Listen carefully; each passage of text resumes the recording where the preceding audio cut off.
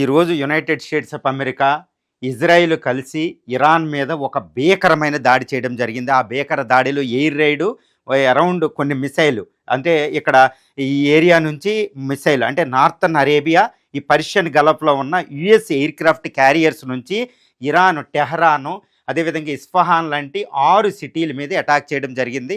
ఇప్పుడు వందలాది మంది ఇరాన్లో చనిపోయినట్టు తెలుస్తుంది. ఒక యూనివర్సిటీ దగ్గరే ఆల్మోస్ట్ 36 మంది ఫిమేల్ స్టూడెంట్స్ చనిపోయారని తెలుస్తుంది. ఇరాన్లో అణు శాస్త్రవేత్తలు, ఐఆర్జీసీ కమాండర్స్, ఆర్మీ కమాండర్స్ చనిపోయినట్టు తెలుస్తుంది. ఎంతోమంది పొలిటీషియన్స్ చనిపోయినట్టు తెలుస్తుంది. అంటే ఏంటి, ఈ మొట్టమొదటి దాడిలోనే ఇజ్రాయిల్ అదేవిధంగా యునైటెడ్ స్టేట్స్ ఆఫ్ అమెరికా చాలా తీవ్రంగా ఇంటెలిజెన్స్ సోర్సెస్తో ఒక దాడి చేసినట్టు తెలుస్తుంది. దీనికి ఇరాన్ ప్రతిస్పందన ఎలా ఉంది అంటే, ఇరాన్ మొట్టమొదటి నుంచి చెప్తుంది నా మీద అటాక్ చేస్తే అగ్ని గోళాన్ని క్రియేట్ చేస్తా అంటూ ఇరాన్ చెప్పడం జరిగింది. ఇప్పుడు ఇరాన్ ప్రతిస్పందనతో ఎంటైర్ మిడిల్ ఈస్ట్ అగ్నిగోళంగా మారినట్టు తెలుస్తుంది. ఎందుకంటే అది ఇరాన్ ముందే హెచ్చరించింది. ఇప్పుడు ఇజ్రాయిల్ అంటే ఇజ్రాయిల్లో ఉన్న టెల్ అవీవ్, హైఫా లాంటి పోటీ సిటీల మీద పూర్తిగా మిసైల్స్ ప్రయోగించినట్టు తెలుస్తుంది. ఈ మిసైలు ఇక్కడ లెబనాన్ దగ్గరున్న ఈ లెబనాన్ నుంచి కూడా ఆల్మోస్ట్ ఇక్కడికి హిజ్బుల్లా నుంచి కూడా మిసైల్స్ ప్రయోగించినట్టు తెలుస్తుంది. ఇజ్రాయెల్లో మొత్తం పీపుల్ అంతా వణుకుతున్నారు. వాళ్ళు మిసైల్ షీల్డ్ షెల్టర్స్లోకి వెళ్ళినట్టు తెలుస్తుంది. ఇక ఇరాన్ ఏంటంటే తన యొక్క అత్యాధునిక క్షిపణుల్ని, సెజిల్లు, తర్వాత సయ్యద్ లాంటి క్షిపణుల్ని మొత్తం యుఎస్ బేసెస్ని అటాక్ చేస్తున్నట్టు తెలుస్తుంది. ముఖ్యంగా ఇరాన్ మిసైల్ వర్షం ఎక్కడికి వెళ్తుందంటే ముఖ్యంగా ఈ బహ్రెయిన్ అమెరికా యొక్క నేవల్ బేస్ మీద ఫస్ట్ అటాక్ జరిగింది. తర్వాత అబుదాబీలో, అదేవిధంగా యుఏఈ క్యాపిటల్ అబుదాబీలో యుఎస్ బేస్ మీదే అటాక్ జరిగిందనమాట. తర్వాత మొత్తం ఇక్కడ సౌదీ అరేబియా, జోర్డాను, సిరియాలో ఉన్న ఎయిర్ బేస్లు, అమెరికా ఎయిర్ బేస్ల మీద కూడా అటాక్ జరుగుతుంది.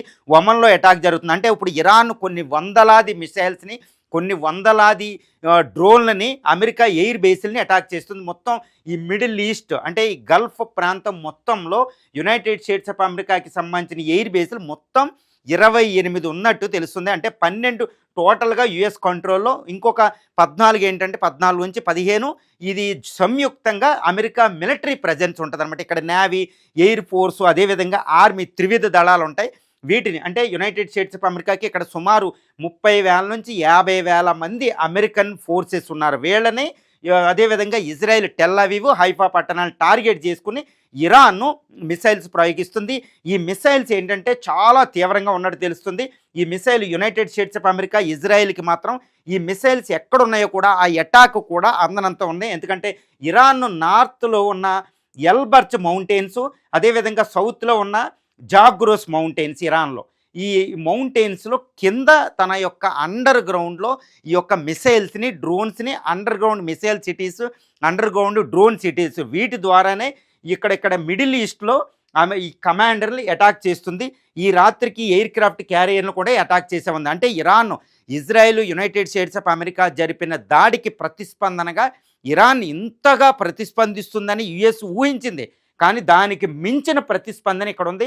ఇప్పుడు గల్ఫ్ కంట్రీస్లో మొత్తం ఈ ఇస్లామిక్ రిపబ్లిక్స్ అన్నీ కూడా అగ్నిగోళం కింద మారిపోయినట్టుంది. ఇప్పుడు ఇరాన్ ప్రతిస్పందన చూడగలిగితే మొత్తం మనకు విజువల్స్ అనేది వస్తుంది, మొత్తం పబ్లిష్ అవుతున్నాయి.